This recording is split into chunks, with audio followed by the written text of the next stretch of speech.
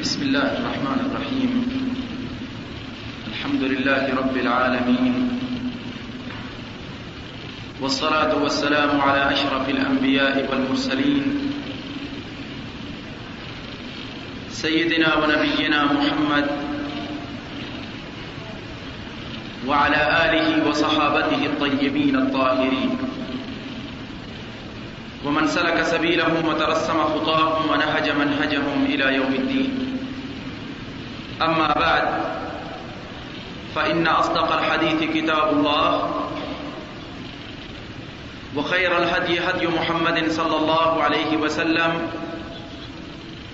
وشر الأمور محدثاتها، وكل محدثة بدعة، وكل بدعة ضلالة، وكل ضلالة في النار. اللهم لا سهل إلا ما جعلته سهلا، وأنت تجعل الحزن إذا شئت سهلا. وبعد، يقول الله تبارك وتعالى: قل إن كنتم تحبون الله فاتبعوني يحببكم الله ويغفر لكم ذنوبكم والله غفور رحيم. ويغفر لكم ذنوبكم والله غفور رحيم. قل اطیعوا اللہ والرسول فإن تولوا فإن اللہ لا يحب الكافرین.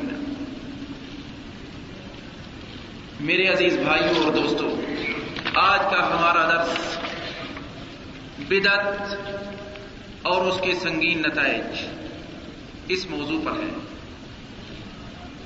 جس دن سے ہم نے کلمہ توحید پڑھا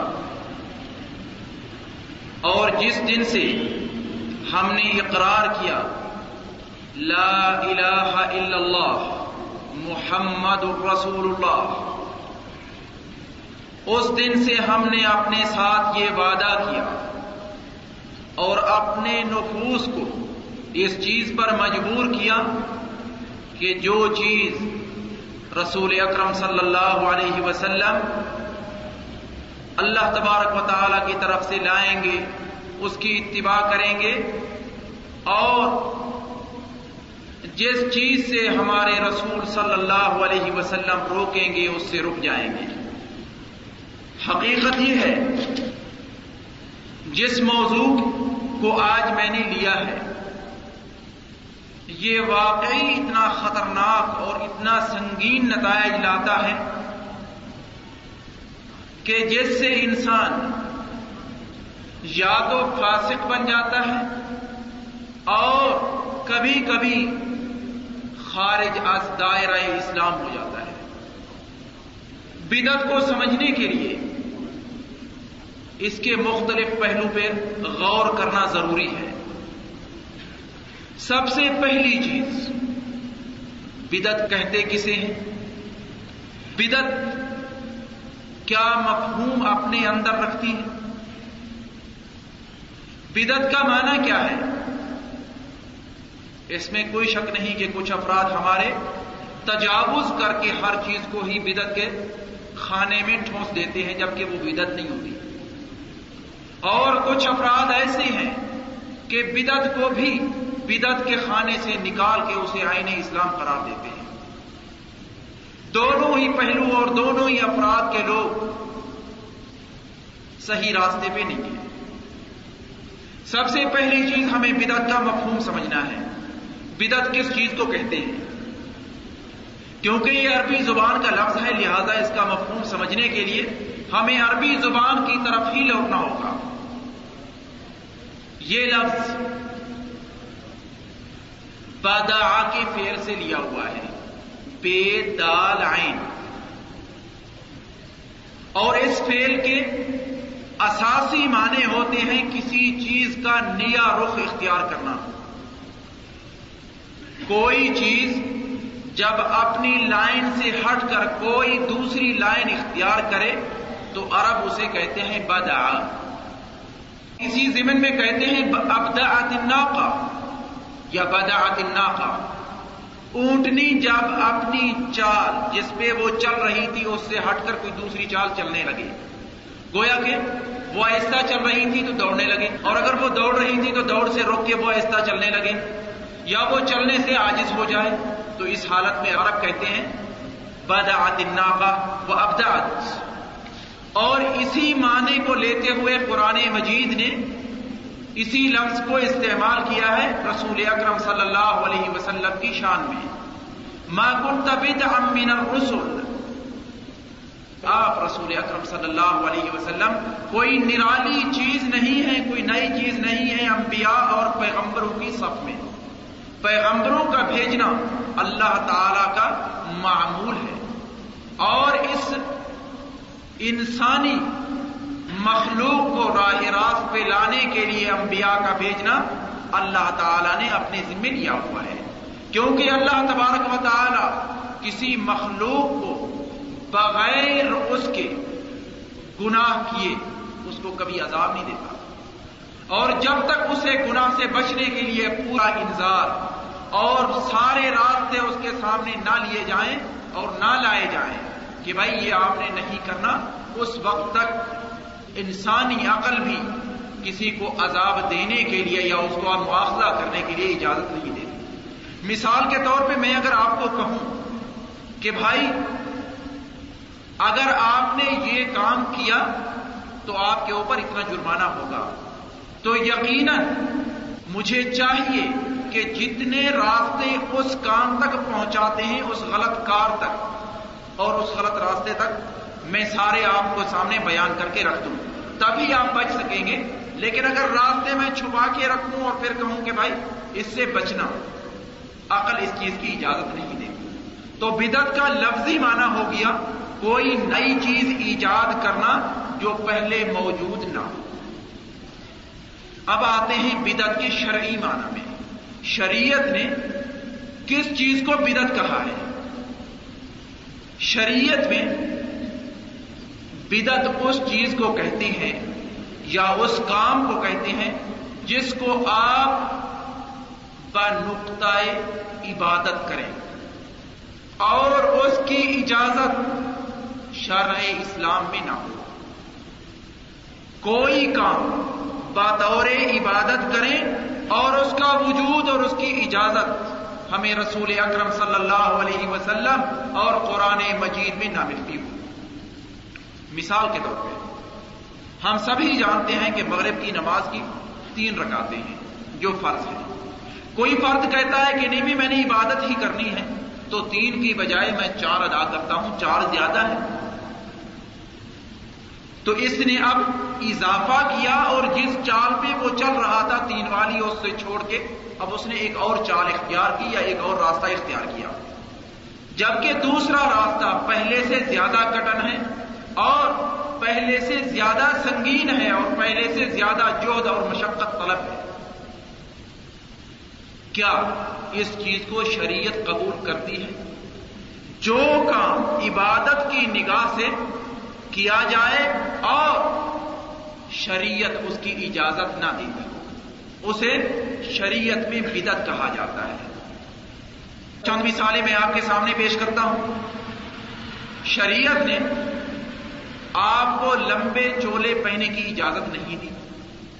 ٹخنوں کے نیچے جو لباس بھی ہوگا اس کے بارے رسول اکرم صلی اللہ علیہ وسلم کا ارشاد ہے، آپ فرماتے ہیں صلی اللہ علیہ وسلم دونوں ٹخنوں سے جو بھی لباس نیچے چلا گیا وہ جہنم میں ہے۔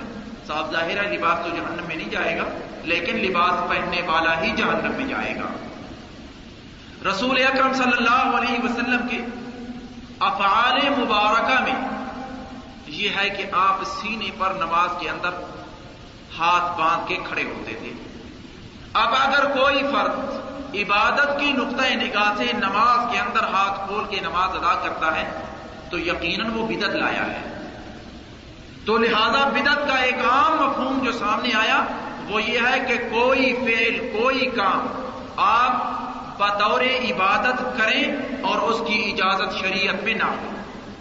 اس لیے ہم دیکھتے ہیں عظیم سے عظیم کتاب جو بدعت کے اوپر لکھی گئی ہے وہ امام شاطبی کی ہے رحمۃ اللہ علیہ۔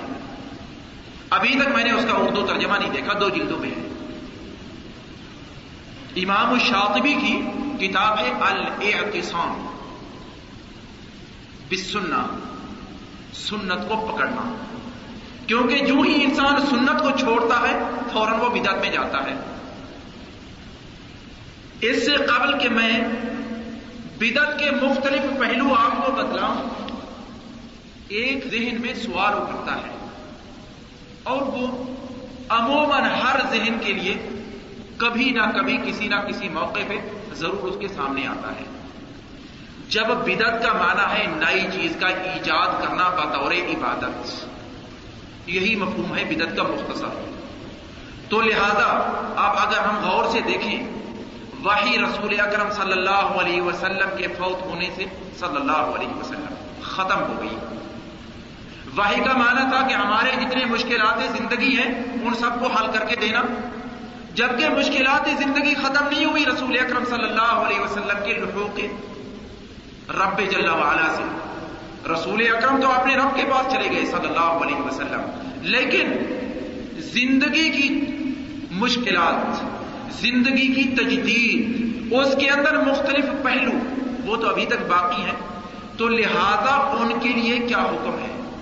اب مثال لے لیں، یہ جو قمیص میں پہنے ہوئی ہوں، جو لباس آپ پہنے ہوئے ہیں، یہ رسول اکرم صلی اللہ علیہ وسلم کے زمانے میں تو نہیں تھا نا؟ یقیناً آپ کہیں گے آپ کے زمانے میں تو نیچے تہمد ہوتا تھا، اوپر تہمد نمایاں چادر ہوتی تھی جو آپ لیتے تھے علیہ الصلوۃ والسلام۔ تو لہذا یہ بھی بدعت میں شامل ہے۔ تو اس وقت شریعت نے اس لباس کے بارے ہمیں کہاں حکم دیا ہے کہ یہ پہننا ہے یا نہیں پہننا؟ کیا یہ بھی بدعت میں شامل ہے یا نہیں؟ آپ گاڑی پہ سوار ہوتے ہیں، رسول اکرم صلی اللہ علیہ وسلم کے زمانے میں گاڑی نہیں تھی، کیا یہ بھی بدعت میں شامل ہے یا نہیں؟ آپ ہوائی جہاز کا سفر کرتے ہیں، کیا وہ بھی بدعت میں شامل ہے یا نہیں؟ کیونکہ ہمارا دین ہماری پوری ضروریات زندگی پر حاوی اور شامل ہے، مشتمل ہے۔ کوئی ضروریات زندگی اس دین سے خارج نہیں ہے، سب چیز کا حل آپ کو شریعت میں ملے گا۔ اب میں دوبارہ اسی سوال کو لوٹاتا ہوں، رسول اکرم صلی اللہ علیہ وسلم آپ تو اللہ کو پیارے ہو گئے اور فوت ہو گئے علیہ الصلوۃ والسلام۔ اس زندگی سے آپ چل دیے، آپ کی دوسری زندگی ہے، اس کا ہر انسان معترف ہے، اور کوئی مسلمان بغیر اس اعتراف کے مسلمان نہیں رہتا جب تک اعتراف نہ کرے کہ اس زندگی کے بعد ایک اور زندگی بھی ہے، اور دوسری زندگی کے بعد تیسری زندگی بھی ہے، اور وہ دائمی اور ابدی زندگی ہے۔ رسول اکرم صلی اللہ علیہ وسلم اللہ کو پیارے ہو گئے، اور احداث زندگی اور مشکلات زندگی ابھی تک باقی ہیں۔ تو ہمیں ان مشکلات کے حل کرنے کے لیے شریعت نے کون سا دروازہ دیا ہے؟ بدعت کا دروازہ تو بند ہے، ہم نے کوئی چیز اپنی طرف سے نہیں کرنی۔ تو لہذا ہم کیسے اپنے یہ مشکلات نمٹائیں گے؟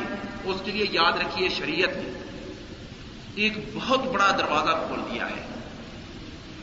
دین اسلام سے قبل جتنی بھی شریعتیں آئیں، اللہ تعالیٰ کے آخری دین سے قبل جتنی بھی شریعت اور جتنے بھی احکامات انبیاء پر اترے وہ جزوی ہوتے تھے، گویا کہ اس امت کے لیے ہوتے تھے۔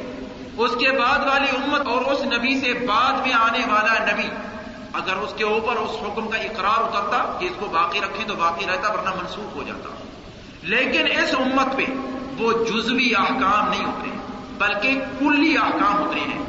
کل اور جز میں فرق یہ ہے، کل اور جز میں مثال کے طور پہ جز یہ ہے کہ یہ ثوب پہننا، کل اس کا یہ ہے کہ لباس مسلمان کا کیسا ہونا چاہیے۔ جز یہ ہے کہ آپ کا جوتا اور آپ کے جوتے اس شکل کے ہونے چاہیے۔ کل یہ ہے کہ جوتا ایسا ہو جو پیر کی حفاظت کرے، یہ کل ہے، وہ جز ہے۔ جز یہ ہے کہ آپ اپنی حفاظت کے لیے بندوق رکھیں مثال کے طور پہ، کل یہ ہے کہ آپ اپنی حفاظت کے لیے جتنے انتظامات ہو سکتے ہیں وہ پورے کریں۔ یہ فرق ہے کل اور جز میں۔ رسول اکرم صلی اللہ علیہ وسلم کی شریعت سے پہلے جتنی بھی شریعتیں اتری ان میں عموماً احکامات جزوی ہوتے تھے۔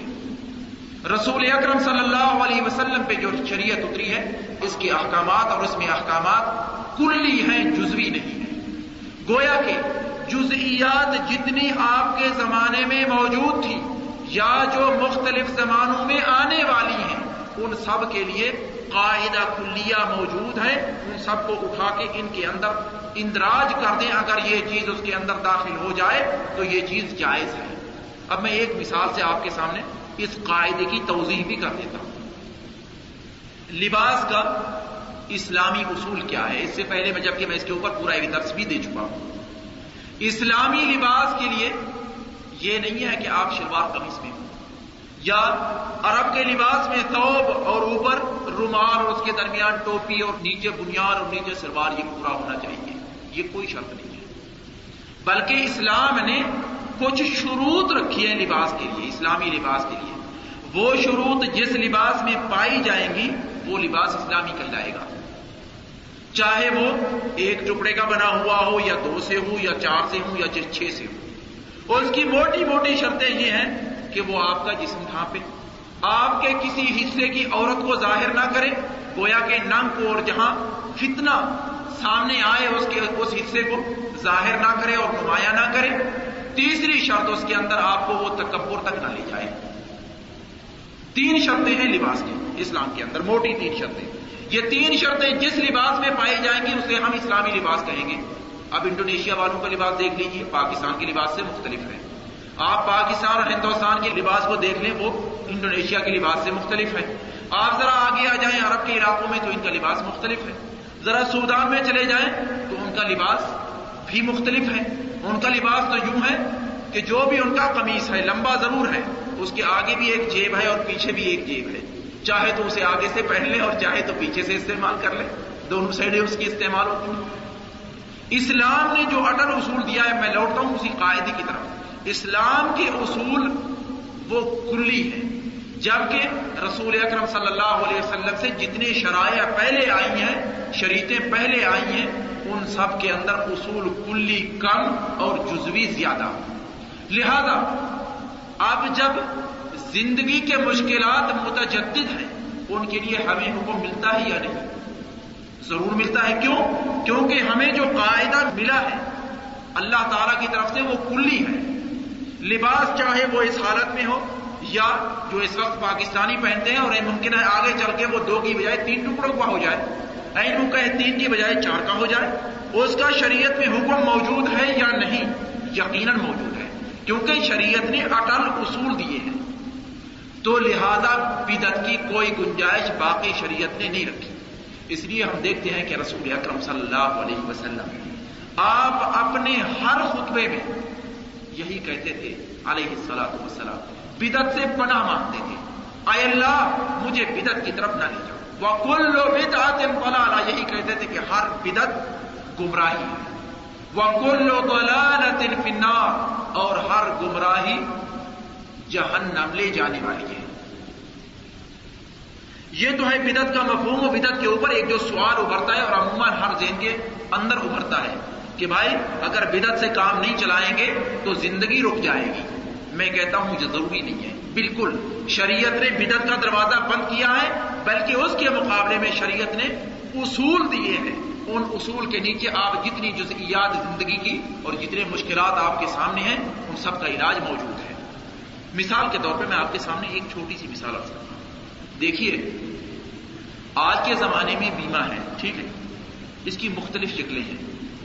کبھی زندگی کا بیمہ ہوتا ہے، کبھی کار کا ہوتا ہے، کبھی بڑی گاڑی کا ہوتا ہے، کبھی کسی عمارت کا ہوتا ہے، کبھی کس کا ہوتا ہے، بیمہ ہے۔ رسول اکرم صلی اللہ علیہ وسلم کے زمانے میں بیمے کا تصور نہیں تھا، بلکہ خلفائے راشدین کی زندگی میں بیمے کا تصور نہیں تھا، نیچے اترتے آئے۔ آج سے تقریباً 150 سال تک بیمے کا کوئی تصور نہیں تھا، لیکن آج بیمہ موجود ہے۔ کیا بیمہ جائز ہے یا نہیں؟ سوال یہ اٹھتا ہے۔ شریعت تو ایسی ہے ہماری کہ اس کے اندر پورے جتنے بھی احکامات آ گئے ہیں یا آنے والے ہیں ان سب کا حل موجود ہے، تو لہذا بیمہ جائز ہے یا نہیں؟ میں یقین سے کہتا ہوں کہ بیمے کی چند شقیں اور چند اس کے نمونے اور چند اس کی اقسام وہ قطعاً ناجائز ہیں اور شریعت کبھی ان کی اجازت نہیں دیتی۔ مثال کے طور پہ بیمہ زندگی، زندگی وہ آپ کی اپنی نہیں ہے، وہ اللہ تعالیٰ کا دین اور عطیہ ہے۔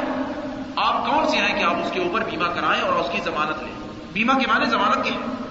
آپ اپنی زندگی کی ضمانت لیتے ہیں، آپ کو اپنی ایک پل کی ضمانت نہیں ہے. یہاں بیٹھے ہوئے ہیں، ممکن ہے جو سانس نیچے گیا ہے وہ اوپر ہی نہ آئے. کون سی ضمانت دے سکتے ہیں؟ آپ چاہتے ہیں کہ ضمانت ملے آپ کو، لیکن اس کے مقابلے میں، بیمے کے مقابلے میں اسلام نے زمان اجتماعی، گویا کہ لاغر، عاجز اور اس سے ملتے جلتے جتنے افراد ہیں اور جہاں جہاں خسارہ انسان کو لاحق ہوتا ہے اس کے لیے مختلف سکیمیں دی ہیں، مختلف شقیں انسانیت کے سامنے رکھی ہیں. اگر ایسا ہو جائے تو اس کا حل یہ ہے. اب میں آتا ہوں بدعت کی اقسام پر. بدعت کی قسمیں کیا ہیں؟ کیا واقعی جو لوگ کہتے ہیں کہ بدعت حسنہ ہے اور بدعت سیئہ ہے، کیا واقعی اس کا وجود ہے، یا واقعی بدعت پوری کی پوری اس کی ایک ہی قسم ہے؟ میں کہتا ہوں کہ جب بدعت کا معنی عبادت کے مفہوم میں لیا جائے گا اور عبادت اللہ تعالیٰ کے لیے ہوتی ہے تو اس میں حسنہ اور سیئہ کا کوئی تصور نہیں ہے، وہ ہمیشہ ہی سیئہ ہوتی ہے. اور حضرت عمر رضی اللہ تعالی عنہ سے جو قول منقول ہے، اور عموماً جو لوگ بدعت کرتے ہیں وہ کہتے ہیں بھیا دیکھیے حضرت عمر نے بھی تو کہا ہے رضی اللہ تعالی عنہ، نعم البدعۃ ھذہ، بہت اچھی بدعت ہے یہ. کون سی؟ کہ آپ نے جب لوگوں کو دیکھا رمضان المبارک کے اندر ہر ایک اکیلا اپنی مختلف نماز تراویح ادا کر رہا ہے، آپ نے رضی اللہ تعالی عنہ سب صحابہ کو جمع کر کے ابی بن کعب رضی اللہ تعالیٰ عنہ کو حکم دیا کہ چلو آگے بڑھو اور لوگوں کو نماز پڑھاؤ اور 20 رکعتیں پڑھاؤ. اس کے بعد آپ نے فرمایا نعم البدعۃ ھذہ، بہت ہی اچھی بدعت ہے. اصل میں اس کا مفہوم یاد رکھیے، یہ ایک اٹل اور اصول جو میں نے بتلایا اسی کے تحت یہ ایک شق ہے اس کی. رسول اکرم صلی اللہ علیہ وسلم نے تراویح کی نماز پڑھائی ہے یا نہیں پڑھائی ہے، تو لہذا حضرت عمر نے کوئی نئی چیز تو نہیں کی. جو نئی چیز انہوں نے کیا یہ ہے کہ لوگ اکیلا پڑھ رہے تھے، ان سب کو جمع کر دیا اور اسلام کے اندر اجتماعی تصور ہے، انفرادی تصور ہی نہیں ملتا. تو لہذا ان کا مقصود رضی اللہ تعالی عنہ نعم البدعۃ ھذہ وہ شرعی بدعت قطعا نہیں تھا، بلکہ ان کا مقصود لغوی بدعت تھا کہ ایک نئی چیز ہم نے ایجاد کی ہے جس سے اسلام کو فائدہ پہنچ سکتا ہے، نقصان نہیں. اسلام اجتماعی نظام ہے، نہ کہ انفرادی نظام. تو لہذا جو لوگ یہ تصور پیش کرتے ہیں، بدعت کی 2 قسمیں ہیں، ایک کو ہم اچھی بدعت کہیں گے، دوسری کو بری بدعت کہیں گے. اس کا کوئی وجود نہیں ہے اسلام میں، اور حضرت عمر کا قول اس پہ دلالت کبھی نہیں کرتا. اس کے بعد بدعت کی اور تقسیم بھی ہے، بدعہ مفسقہ اور بدعہ مکفرہ. یاد رکھیے شریعت 2 چیزوں کا نام ہے، دین اسلام 2 چیزوں کا نام ہے. ایک کو ہم عقیدہ کہتے ہیں، ایک کو ہم شریعت کہتے ہیں یا احکام عملی کہتے ہیں. اللہ تعالیٰ کی وحدانیت کی گواہی دینا، اس کا تعلق کہاں سے ہے؟ عقیدے سے ہے. کیونکہ ذہن کے اندر یہ چیز آئے گی، دل سے گواہی دیں گے، زبان سے تلفظ کریں گے، پھر اسی تلفظ اور تصدیق کے مطابق جب عمل کر کے دکھائیں گے تو یہ شریعت میں داخل ہوگا. آپ نماز پڑھتے ہیں، نماز عمل ہے، عمل کو شریعت کا نام دیا جاتا ہے. لہذا دین اسلام 2 شقوں سے مرکب ہے، ایک شق کا نام عقیدہ اور دوسری شق کا نام شریعت. شریعت ان چیزوں کو کہا جاتا ہے جس کے اندر عمل کا دخل ہو.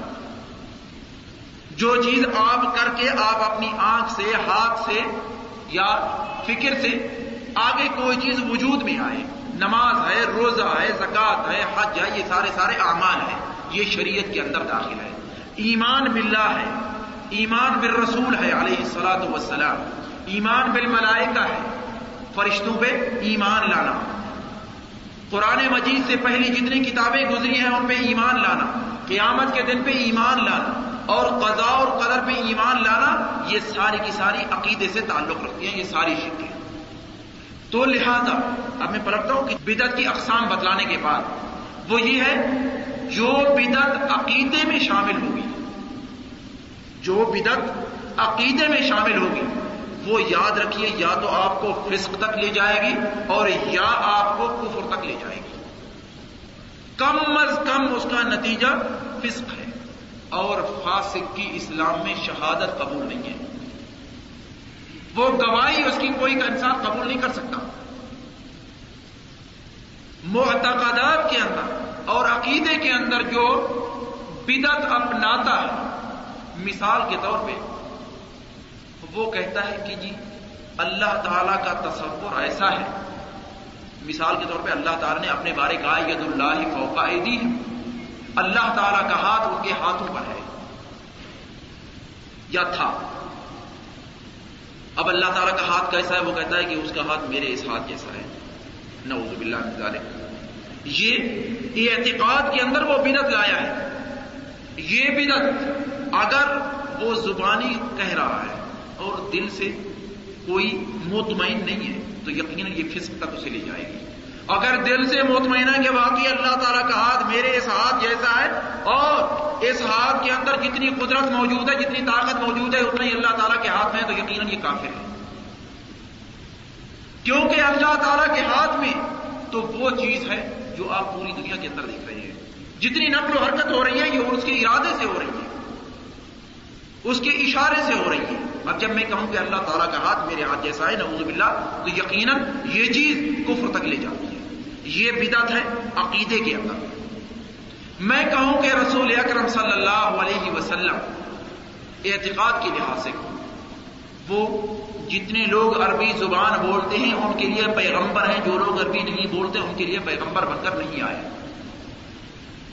لہذا ہم اردو بولنے والے ہیں تو وہ ہمارے لیے پیغمبر بن کر نہیں آئے. اور یہ تصور بعض افراد کے ہاں پایا جاتا ہے، جی پایا جاتا ہے. اس کے بارے میں کہوں گا کہ یقیناً اگر اس فرد کے ذہن میں اور تصدیق بھی اس کا دل یہی کر رہا ہے کہ رسول اکرم عرب کے لیے پیغمبر ہے، تو یقیناً یہ کافر ہے. کیونکہ وہ اس نے ایک بدعت ایجاد کی ہے عقیدے کے اندر، اور یہ بدعت کفر تک لے جاتی ہے. دوسری قسم بدعت کی وہ ہے عملی احکام میں.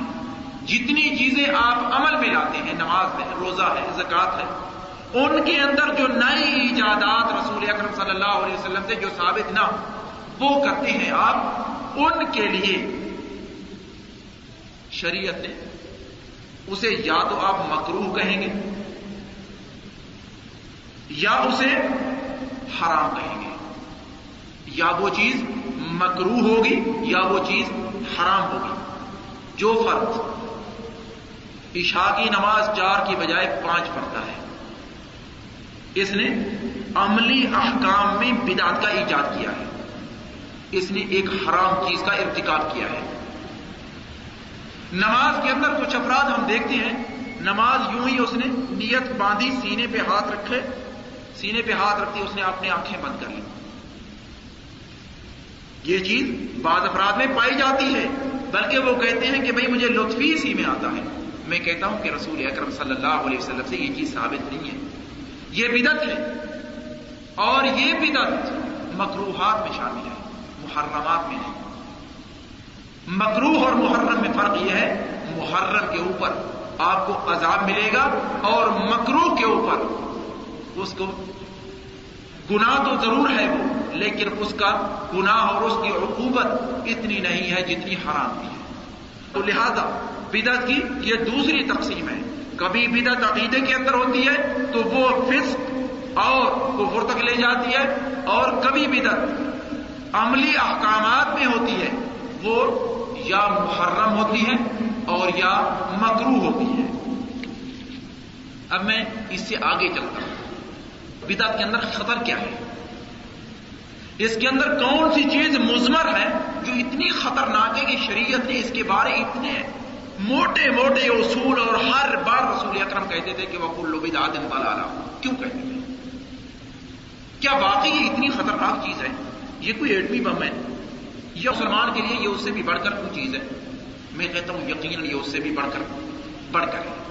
کیونکہ یاد رکھیے، بدعت کرنے والا انسان کوئی بھی ہو، وہ چاہے اعتقاد کی بدعت ہو، وہ چاہے احکام عملی کے اندر بدعت ہو، بدعت کرنے والا انسان اس کے سامنے 2 راستے ہیں. تیسرے راستے کا تصور ہی نہیں ہو سکتا. بدعت اس نے ایجاد کیوں کی؟ کہ دین کے اندر یہ پہلو پایا نہیں جاتا، تو لہذا میں نے بدعت ایجاد کر کے اس پہلو کو مکمل کیا ہے. اس لیے وہ کرتا ہے نا. بغیر اس تصور کے اور کوئی تصور نہیں ہوتا. مثال کے طور پہ جتنی بھی صالحین کے لیے محفلیں کی جاتی ہیں، کس تصور سے کی جاتی ہیں؟ ان کے ادب اور احترام، اور اس کے پیچھے پتہ نہیں کیا کچھ سرنگی گانا بجانا سب کچھ ہوتا ہے، ان کے ادب اور احترام میں کی گئی ہے۔ نقطۂ نگاہ کیا ہے کہ یہ عبادت میں شامل ہے، ٹھیک ہے نا؟ عبادت کے نقطۂ نگاہ سے کیا جاتا ہے۔ رسول اکرم صلی اللہ علیہ وسلم کے زمانے میں یہ چیز نہیں تھی، صحابہ کے زمانے میں نہیں تھی، تابعین کے زمانے میں نہیں تھی، لیکن یہ مغلوں کے زمانے کی ایجاد ہے، لہذا جب یہ دینی نقطۂ نگاہ سے کی جائے گی تو یقیناً جو کرنے والا ہے اس کو پہلے سے نہ رسول اکرم صلی اللہ علیہ وسلم کے ہاں یہ چیز ملی، نہ صحابہ کے ہاں، نہ تابعین کے ہاں، نہ تبع تابعین کے ہاں، تو لہذا اس کے ذہن میں یہ ہے کہ دین ناقص ہے، کیونکہ دین کے اندر یہ چیز ملتی ہی نہیں، رسول اکرم صلی اللہ علیہ وسلم کے زمانے میں نہیں ملی، لہذا دین ناقص ہے اور وہ قرآن کو جھٹلاتا ہے۔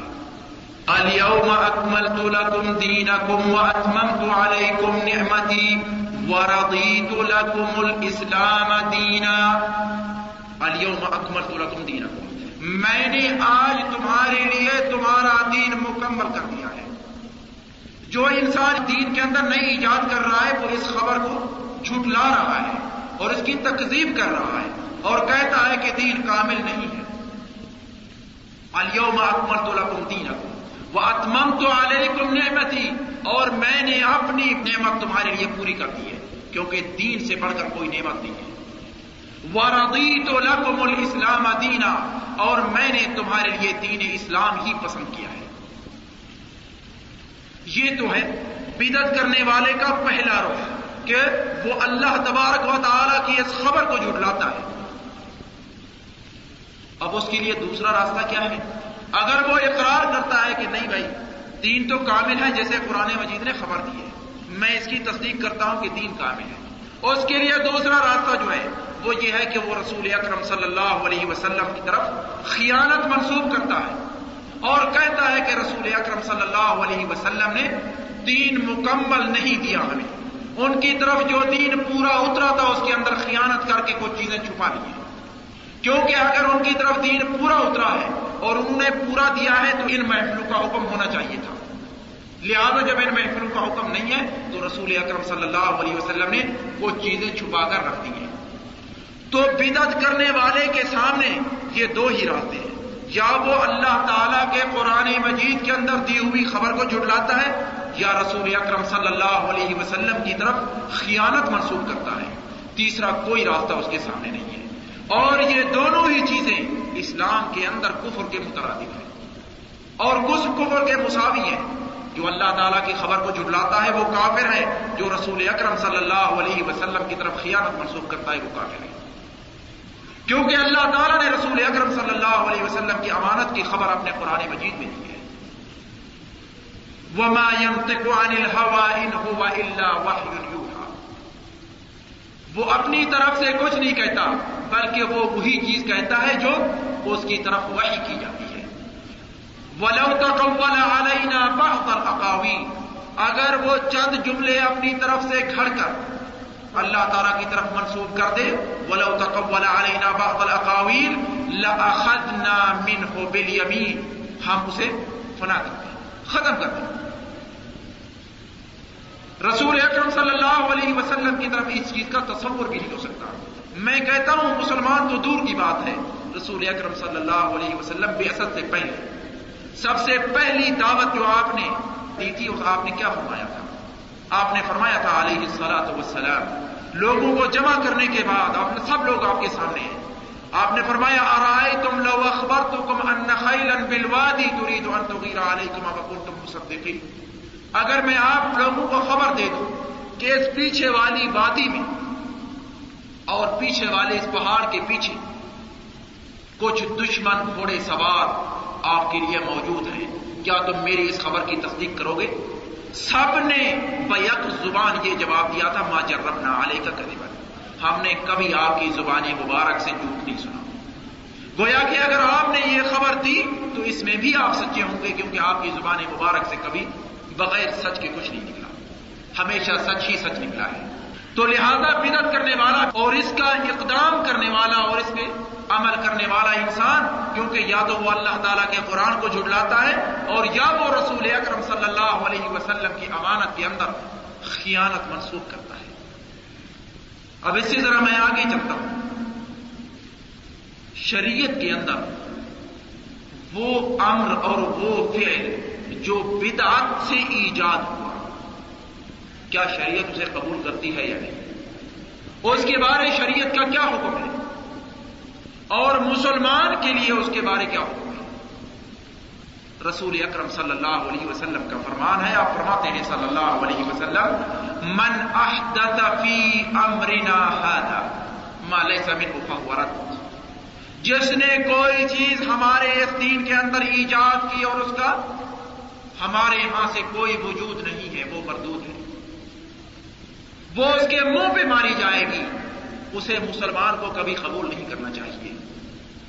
دوسری حدیث میں آتا ہے، یہ بخاری اور مسلم کی روایت ہے، دوسری حدیث میں آتا ہے، آپ فرماتے ہیں صلی اللہ علیہ وسلم، من عمل عملا لیس علیہ امرنا فہو رد، جس نے کوئی عمل کیا، کوئی فعل بجا لایا اور اس کے اوپر ہمارا فرمان نہیں ہے، وہ فعل اور وہ قول اور وہ عمل مردود ہے، وہ کبھی مقبول نہیں ہے عند اللہ۔ اور اسی وجہ سے ہم دیکھتے ہیں رسول اکرم صلی اللہ علیہ وسلم آپ اپنے ہر خطبے میں یہی تلفظ فرماتے تھے اور یہی کہتے تھے اور اسی بدعت کی طرف اشارہ کرتے تھے، کل بدعت ضلالہ وکل ضلالۃ فی النار۔ بدعت ایک گمراہی ہے، بدعت گمراہی ہے اور گمراہی ہمیشہ جہنم میں دھکیل دینے والی ہے۔ اور دوسرے خطبے میں آپ یوں فرمایا کرتے تھے علیہ الصلاۃ والسلام، آپ فرماتے تھے، اما بعد فإن خیر الحدیث کتاب اللہ، خیر الحدیث سب سے اچھی گفتگو اور سب سے اچھا کلام وہ اللہ تعالیٰ کی کتاب ہے۔ اما بعد فإن خیر الحدیث کتاب اللہ وخیر الہدی ہدی محمد، اور بہترین سے بہترین ہدایت کا راستہ وہ محمد علیہ الصلاۃ والسلام کا دیا ہوا راستہ ہے۔ وشر الامور محدثاتها، اور شر سے شر احکام وہ ہے جو انسان اپنی طرف سے گھڑ کے اللہ تعالیٰ کے دین میں شامل کر دے۔ شر الامور محدثاتها وکل بدعۃ ضلالہ، اور ہر بدعت گمراہی اور ضلالت ہے۔ اس حدیث کو بھی امام مسلم رحمۃ اللہ علیہ نے اپنی صحیح کے اندر روایت فرمایا ہے۔ اس کے بعد میں چلتا ہوں، یہ تو تھا کہ اس حکم کی طرف اشارہ جو بطور بدعت کیا جائے۔ بدعت کے اندر بہت ساری چیزیں ہیں، مسلمان پتہ نہیں کتنی کتنی چیزیں اس نے گھڑ لی ہیں، بلکہ ہر پہلو کے اندر کوئی نہ کوئی بدعت پائی جاتی ہے۔ مثال کے طور پہ نماز کو لے لیجیے، اس کے اندر کیا بدعت کا وجود ہے؟ آپ دیکھیں گے کچھ افراد تسبیح لے کے ہاتھ میں آتے ہیں، ٹھیک ہے نا، تسبیح ان کے ہاتھ میں ہوتی ہے۔ میں کہتا ہوں تسبیح کا وجود کہاں سے آیا؟ کیا رسول اکرم صلی اللہ علیہ وسلم کے ہاتھ میں ان جیسے دانے ہوتے تھے؟ یقین سے آپ سب کہیں گے کہ اس کا وجود نہیں تھا، بلکہ تسبیح کے اندر تو بدعت یہاں تک پہنچی ہے، آپ کو بازار کے اندر 25,000 ریال کی تسبیح ملے گی، اور اسی تسبیح کے پیچھے اب تو شیطان بھی تسبیح کرنے لگ گئے ہیں۔ یہاں بازاروں کے اندر دیکھیں گے کہ وہ افراد جو گمراہ ہیں، گمراہ، ان کے ہاتھ میں بھی تسبیح ہے اور دو دانے اکٹھے چلتے ہیں، ایک طرف تو وہ باتیں کر رہا ہے، دوسری طرف تسبیح چل رہی ہے۔ اب پتہ نہیں وہ تسبیح کون سی ہے، اللہ ہی بہتر جانتا ہے۔ رسول اکرم صلی اللہ علیہ وسلم ایک بار داخل ہوئے حضرت عائشہ کے، آپ نے فرمایا انگلی کے جتنے یہ حصے تقسیم کیے ہوئے ان کے اوپر تسبیح کیا کرو، کیونکہ قیامت کے دن یہ حصے آپ کی گواہی دیں گے، تسبیح گواہی نہیں دے گی۔ یاد رکھیے قرآن مجید کے الفاظ ہیں کہ آپ کا ہر حصہ اور آپ کا ہر عضو جسم کا قیامت کے دن گواہی پیش کرے گا۔ آپ کی زبان آپ کے حق میں نہیں آپ کے خلاف بولے گی، آپ کی آنکھ آپ کے حق میں نہیں آپ کے خلاف بولے گی۔ جو کچھ آپ نے گناہ چھپا کے رکھے ہوئے ہیں، قیامت کے دن یہی اعضاء آپ کے اوپر گواہ بن کے سامنے آئیں گے۔ تو پیارے بھائی یہ تو نماز کے اندر ہے. اس سے ذرا آگے چلیں. روزے کے اندر کیا بدعت ہے؟ کچھ لوگ رمضان المبارک سے 1-2 دن پہلے روزہ رکھ لیتے ہیں اور 1-2 دن عید والا دن اور اس کے بعد والا روزہ رکھ لیتے ہیں. کیوں بھائی؟ کہ لگی یار شک ہوتا ہے کہیں رمضان مبارک پہلے ہی داخل نہ ہو گیا ہو اور ادھر شک ہوتا ہے ابھی تک ختم ہی نہ ہوا ہو، تو لہذا یہ بھی بدعت میں شامل ہے. اسی سے آگے بڑھیں. جہاں بھی جائیں گے آپ کو کچھ نہ کچھ بدعت کا ضرور ملے گا. مسلمان کی اس وقت تقریباً گھٹی کے اندر بدعت ہی پڑ گئی ہے. بغیر بدعت کے اور کوئی کام اس کے تصور میں نہیں آتا. جب تک ملاوٹ نہ کرے دین کے احکام کے اندر وہ کہتا ہے کہ یہ دین ابھی تک مکمل نہیں ہے. میں آپ کو صحابۃ الرسول صلی اللہ علیہ وسلم کا ایک تصور آپ کے سامنے پیش کرتا ہوں. وہ بھی بدعت کا ایک جزوی تصور تھا. 3 صحابہ رسول اکرم صلی اللہ علیہ وسلم کی زوجہ مطہرہ ام المؤمنین حضرت عائشہ کے پاس آتے ہیں اور حضرت عائشہ ام المؤمنین سے دریافت کرتے ہیں رسول اکرم صلی اللہ علیہ وسلم کی عبادت کے بارے میں. آپ نے رسول اکرم صلی اللہ علیہ وسلم کی عبادت بتلائی.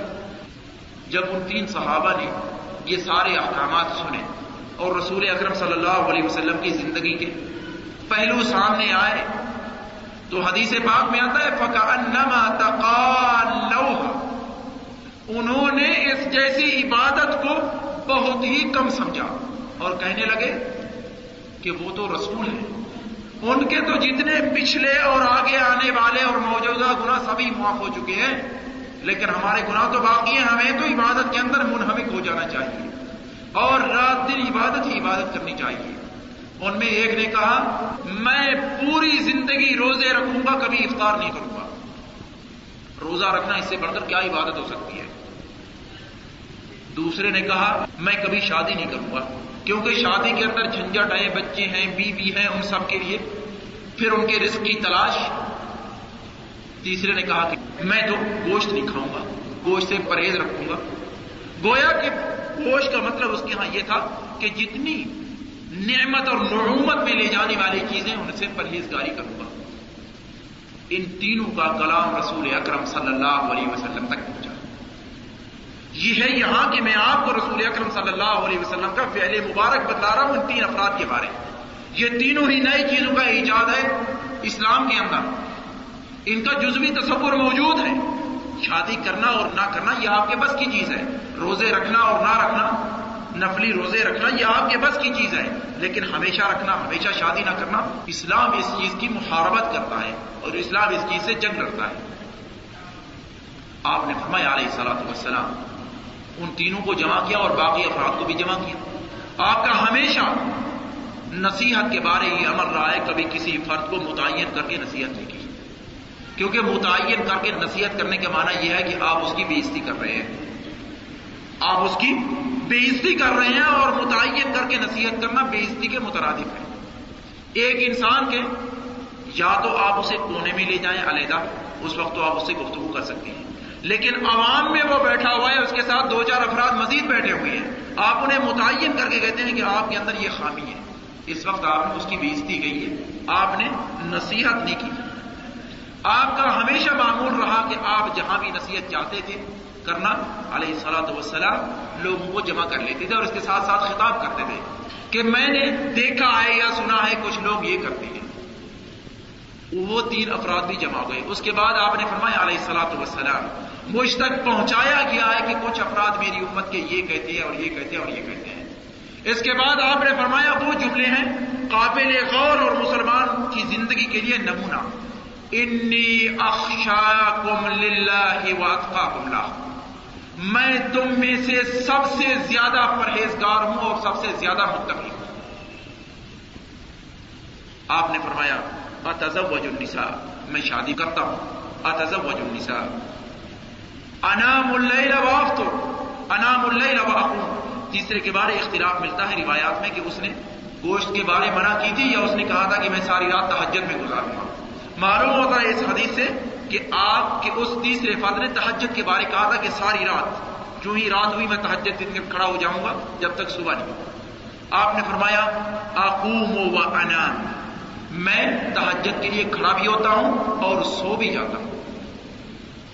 اور اس کے ساتھ ساتھ آپ نے فرمایا من راغب عن سنتی فلیس منی، جس نے میری اس سنت سے منہ پھیرا وہ میرے میں سے نہیں ہے.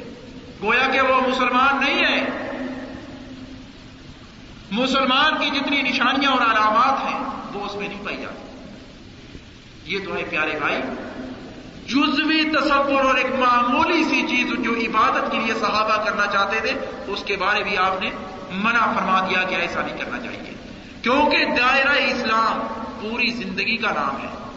آپ جب اپنے بچوں کے لیے رزق کی تلاش میں نکلتے ہیں تو یقین جانے اس وقت بھی آپ عبادت کے اندر ہیں. آپ جب راستے کے اندر پتھر پڑا ہوا ہے اس کو ہٹاتے ہیں تو اس وقت بھی آپ عبادت کر رہے ہیں. آپ جب نماز میں کھڑے ہوتے ہیں اس وقت بھی آپ عبادت کر رہے ہیں. یہ سارے کے سارے افعال جو آپ اپنے اختیار اور آپ اپنی رغبت اور آپ کا ارادہ جس میں شامل ہو وہ عبادت میں شامل ہے. یہ تو ہے شریعت کا حکم اس امر کے لیے یا اس فعل کے لیے جو کسی فرد نے ایجاد کیا. اس کے بعد میں آتا ہوں شریعت کا حکم بدعت کرنے والے کے لیے. یہ تو تھا وہ کام جو بدعت کے طور پہ ایجاد کیا گیا. اب ہے ایجاد کرنے والے کے لیے شریعت کا کیا حکم ہے. کیا وہ مسلمان رہتا ہے یا اس کا ایمان کمزور ہو جاتا ہے یا وہ کس حالت میں باقی رہتا ہے. میں اپنی طرف سے کچھ نہیں کہوں گا. رسول اکرم صلی اللہ علیہ وسلم کا قول مبارک آپ کے سامنے رکھتا ہوں. میں اپنی طرف سے کچھ کہوں تو یقیناً مجرم ہوں، لیکن رسول اکرم صلی اللہ علیہ وسلم کا قول مبارک آپ کے سامنے رکھوں تو یقیناً میں ان کی دعوت کی تبلیغ کر رہا ہوں. آپ فرماتے ہیں صلی اللہ علیہ وسلم ایما داع دعا الى ضلالہ فاتبع. جو فرد کسی ضلالت، یہاں ضلالت سے مقصود بدعت ہی ہے، ایما داع دعا الى ضلالہ فاتبع، اور اس کی اتباع کی گئی اس گمراہی میں. فإن له مثل اوزار من اتبع، اس کو اتنی گناہ لاحق ہوگا جتنی گناہ جو فرد اس کے بعد آیا اور اس نے اس کی اتباع کی. گویا کہ بدعت کا گناہ اس فرد تک محدود نہیں رہتا بلکہ اس کے پیچھے بھی جتنے افراد اس بدعت کو کرنے آئیں گے یا کریں گے ان کا گناہ بھی اس مبتدع شخص تک پہنچے گا.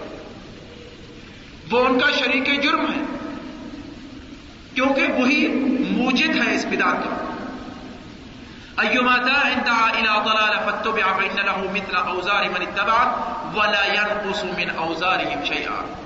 اور وہ جو اس کے پیچھے آنے والے اور اس کے متبع تھے ان کے گناہوں میں کوئی کمی نہیں ہوگی بلکہ ان کے لیے اپنے گناہ اور انہی جیسے گناہ اس مبتدع شخص کے لیے جس نے بدعت ایجاد کی. اور اسی کے برعکس وَأَيُّمَا دَاعٍ دَعَا إِلَىٰ هُدًى فَاتَّبِعَ فَإِنَّ لَهُ مِثْلَ أُجُورِ مَنِ اتَّبَعَ. اور کوئی فرد کسی ہدایت کی راہ ایجاد کرنے والا اور اس کے پیچھے جو اس کی اتباع کرنے والے آئیں گے جتنا ثواب متبعین کو ملے گا انہی جتنا ثواب اس ہدایت کے راستے دکھانے والے کو ملے گا. گویا کہ کوئی فرد یوں اٹھا دیکھا کہ ایک مظلوم ایک مسکین دروازے پہ بیٹھا ہوا ہے اسے اٹھا کے 1 ریال دے دیا. سب لوگوں نے دیکھا کہ بھائی یہ مظلوم ہے اور ہر فرد نے اسے 1 ریال دے دیا. یہ یقیناً ہدایت کا راستہ دکھانے والا ہے جبکہ پہلا فرد وہ گمراہی کے راستے پہ لے جانے والا ہے. اس فرد کو اتنا گناہ ہوگا جتنا اس کے پیچھے چلنے والے ہیں حتیٰ کہ قیامت تک. وَلَا يَنْقُصُ مِنْ أُجُورِهِمْ شَيْئًا. اور پیچھے اس کے جتنے بھی وہ نیکی کا کام کرنے والے آئیں گے ان کے حسنات سے کچھ نہیں لیا جائے گا بلکہ انہی جتنا حسنات اس فرد کو دیے جائیں گے جس فرد نے یہ ہدایت کا راستہ اختیار کیا. شریعت کا حکم اس کے فرد کے بارے جو بدعت کرنے والے کا ساتھ دیتا ہے اور اس کے ساتھ معاملات کرتا ہے. ایک فرد نے بدعت ایجاد کی، آخر اس کے ساتھ کچھ معاون بھی تو ہوں گے، مددگار بھی ہوں گے. اس کے بارے شریعت کا کیا حکم ہے؟ یہ معاونین اور مساعدین ان کے بارے شریعت کا کیا حکم ہے؟ ان کے بارے میں اپنی طرف سے کچھ نہیں کہوں گا. بلکہ رسول اکرم صلی اللہ علیہ وسلم کا قول آپ کے سامنے پیش کرتا ہوں. آپ فرماتے ہیں صلی اللہ علیہ وسلم، اور یہ روایت بخاری شریف کے اندر ہے، حضرت انس بن مالک رضی اللہ تعالیٰ عنہ روایت فرماتے ہیں، آپ فرماتے ہیں صلی اللہ علیہ وسلم، پوچھا گیا حرم رسول اللہ صلی اللہ علیہ وسلم المدینہ، کیا رسول اکرم صلی اللہ علیہ وسلم نے مدینہ منورہ کی حرمت فرمائی ہے؟ حرمت کا مفہوم ہے شریعت کے اندر. آپ جانتے ہیں کہ مکہ مکرمہ ارض حرام ہے. ارض حرام کا معنی ہوتا ہے کہ اس کے اندر نہ آپ شکار کر سکتے ہیں، نہ اس زمین سے کوئی گھاس پھوس اتار سکتے ہیں، اس کے اندر کوئی چیز آپ نہیں کر سکتے. اگر کوئی وہاں شکار بیٹھا ہوا ہے اور تھکا ہوا ہے تو آپ اسے اٹھا کر بھگا نہیں سکتے تاکہ باہر جا کر آپ شکار کریں. گویا کہ ہر چیز کو وہاں امن ہے، وہ امانت کی جگہ ہے اور وہ امان کی جگہ ہے. کیا مدینہ منورہ کو بھی رسول اکرم صلی اللہ علیہ وسلم نے مکے کا حکم دیا ہے؟ یہ سوال کیا گیا حضرت انس بن مالک سے رضی اللہ تعالیٰ عنہ. قال نعم، آپ نے فرمایا کہ ہاں، مدینہ منورہ کی حیثیت مکہ معظمہ کی حیثیت ہے، دونوں کے احکامات ایک جیسے ہیں. ما بین کذا الی کذا، آپ نے فرمایا کہ اس پہاڑ سے اس پہاڑ تک، اور اس کی نشاندہی دوسری احادیث میں کر دی گئی ہے. جبل احد سے لے کر مسجد قباء کے پیچھے والا پہاڑ اور حرہ شرقیہ اور حرہ غربیہ والے دو پہاڑ وہ آج بھی موجود ہے مدینہ منورہ کے اندر. جو اوپر دیکھنا چاہے آج بھی اسے نظر آتے ہیں. یہ مدینہ منورہ کی حرمت کا احاطہ ہے اور یہ حرمت کی جگہ ہے مدینہ منورہ کی. اس کے پیچھے جو آپ شکار بھی کر سکتے ہیں اور جتنے احکامات ارض حرام سے متعلق ہیں وہ سارے آپ اپنے اوپر لاگو کر سکتے ہیں. لا یقطع شجرها، وہاں کوئی درخت نہیں کاٹا جائے گا.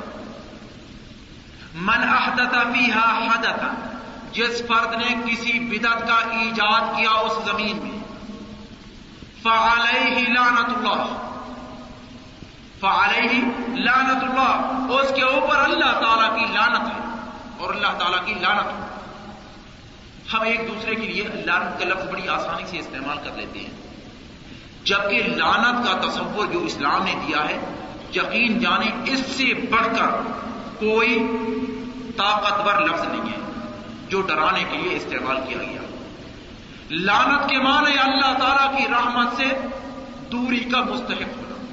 جو اللہ تعالیٰ کی رحمت سے دور ہوا اس کا ٹھکانہ کیا ہے؟ جہنم. کسی فرد کو لعنت اور کسی فرد پہ لعنت بھیجنا اسلام کے اندر اس کی اجازت نہیں ہے، بلکہ اگر کسی فرد نے لعنت کیا اس سے بھی چھوٹا موٹا اگر لفظ استعمال کیا تو حدیث پاک میں آتا ہے کہ اگر وہ سامنے والا فرد اس چیز کا مستحق تھا تو اس کے لیے وہ ہو گیا، لیکن اگر اس کے لیے وہ مستحق نہیں تھا تو یقیناً جو قائل تھا اس لفظ کا اس کی طرف یہ لفظ لوٹے گا. آپ جس فرد کو لعین کہہ رہے ہیں یا لعنت کا خطاب دے رہے ہیں، اگر وہ لعنت کا مستحق نہیں ہے تو یقیناً میں کہتا ہوں کہ وہ لعنت آپ کی طرف لوٹے گی، کیونکہ رسول اکرم صلی اللہ علیہ وسلم نے اس چیز کی خبر دی اور رسول اکرم صلی اللہ علیہ وسلم کی خبر ہمیشہ سچی رہی اور رہے گی اور ہوتی ہے علیہ الصلوۃ والسلام. فعلیہ لعنت اللہ، اس کے اوپر ہے اللہ تعالیٰ کی لعنت، والملائکہ، اور اس کے فرشتوں کی لعنت، فرشتے بھی اس کے اوپر لعنت بھیجتے ہیں. اجمعین، سارے فرشتے لعنت بھیجتے ہیں. فرشتوں کی تعداد کیا ہے؟ اس کے بعد ایک چھوٹی سی روایت میں آپ کے سامنے پیش کرتا ہوں جس کو رسول اکرم صلی اللہ علیہ وسلم نے لیلۃ المعراج میں آپ نے بتلایا علیہ الصلوۃ والسلام. اسراء اور معراج رسول اکرم صلی اللہ علیہ وسلم کو یہ چیز بطور تحفہ ملی اور یہ اللہ تعالیٰ کا اکرام ہے خاتم النبیین علیہ الصلوۃ والسلام کے لیے. وہاں آپ نے بیت المعمور دیکھا. بیت المعمور کعبہ کے اوپر سماوات کے اندر اور آسمانوں میں اللہ تعالیٰ کا گھر ہے جس کا طواف فرشتے کرتے ہیں. فرشتے طواف کرنے والے 70,000 فرشتہ ڈیلی طواف کرتا ہے. 70,000 فرشتہ، اور 70,000 فرشتے کو دوبارہ طواف کرنے کا موقع نہیں ملتا. اب آپ ہی ان کی تعداد تصور کر لیں. رسول اکرم صلی اللہ علیہ وسلم فرماتے ہیں کہ آسمانوں کے اندر کوئی جگہ ایسی خالی نہیں ہے جہاں 4 انگشت کی جگہ خالی ہو، جہاں فرشتہ رکوع اور سجود کی حالت میں نہ ہو. یہ تو ہماری بدقسمتی ہے اور انسانیت کی بدقسمتی ہے کہ اللہ تعالیٰ کی عبادت سے ہٹے ہوئے ہیں. عبادت کا مفہوم اتنی تنگ کر دیا ہے ہم نے کہ نماز روزہ تو عبادت میں شامل ہے، حصول رزق حلال یہ عبادت میں شامل نہیں ہے. اپنی آنکھ کو گناہ کی نگاہ سے بچانا یہ عبادت میں شامل نہیں ہے. کہتے ہیں نہیں اس میں کیا ہے، کچھ نہیں ہے، یہ تو ہمارا اپنا ذاتی فعل ہے. نہیں میں کہتا ہوں جو چیز بھی آپ شرعی نقطۂ نگاہ کو سامنے رکھ کے کریں گے اس میں آپ عابد کہلائیں گے، اس میں آپ کو اجر ملے گا، اس پہ آپ کو قیامت کے دن آپ کے میزان کے اندر حسنات کا وجود ہوگا.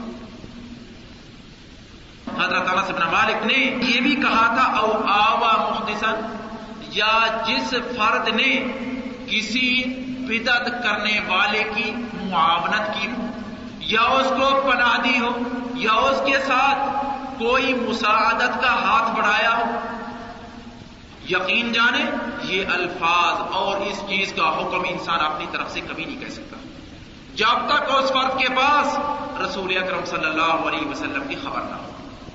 حضرت انس بن مالک جب یہ روایت کر رہے ہیں کہ ہاں اس فرد کے اوپر بھی اللہ تعالیٰ کی لعنت ہے جس فرد نے کسی بدعت کرنے والے کو اپنے ہاں ٹھہرایا، اپنے ہاں پناہ دی، اس کے ساتھ معاونت کی، اس کی مساعدت کی، وہ چاہے کسی طور کی مساعدت ہو.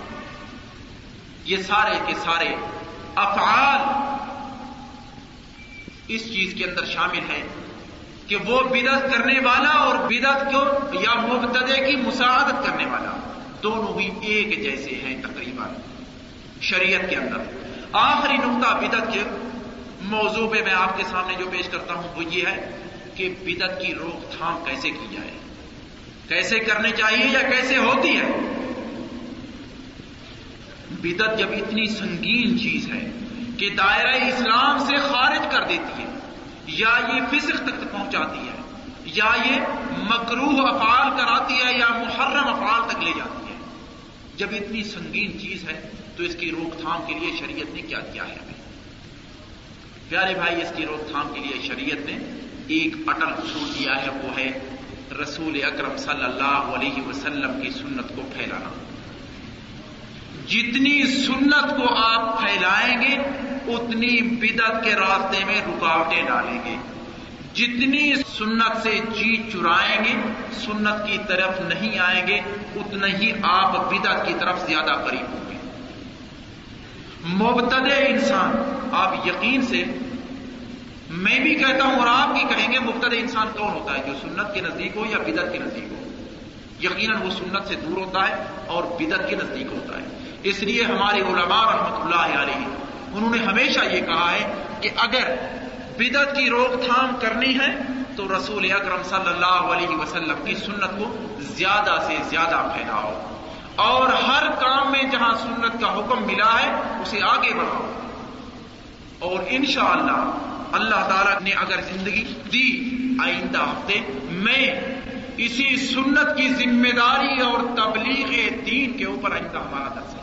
وآخر دعوانا ان الحمد للہ دعوانا ان الحمد للہ دعوانا ان الحمد للہ دعوانا ان الحمد للہ دعوانا ان الحمد للہ دعوانا ان الحمد للہ دعوانا ان الحمد للہ